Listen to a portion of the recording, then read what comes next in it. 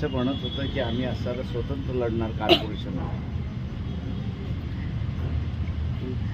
त्यांना आता असं माघार घ्यावी लागलेली आहे.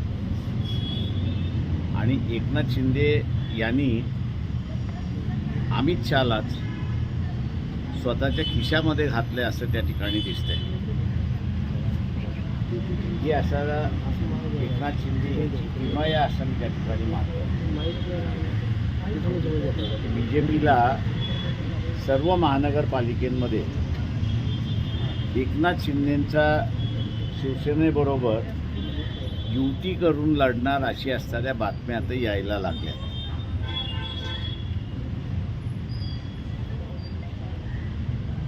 जे काही विधानसभा घडल्यानंतर एकनाथ शिंदेंना मुख्यमंत्री केलं नाही,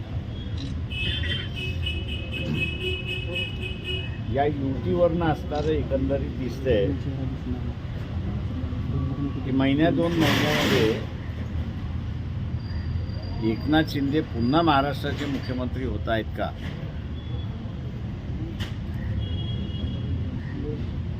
अशी परिस्थिती उभी राहिली असं मी त्या ठिकाणी मानतोय.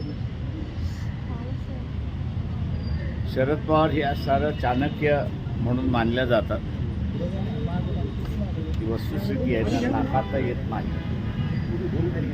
पण मध्यंतरी एकनाथ शिंदे आणि शरद पवार यांची बैठक झाली.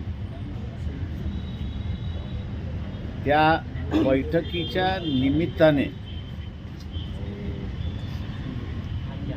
जे काही संदेश द्यायचे होते ते संदेश त्या ठिकाणी दिले अशी परिस्थिती आहे. आणि आता बघायचा वेळ आहे की एकनाथ शिंदे पुन्हा आपल्या पदरामध्ये मुख्यमंत्रीपद पाडून घेता येत का, हे मला वाटतं बघण्यासारखं राहील राजकारणामध्ये, असं मी त्या ठिकाणी मानतो. साहेब, पण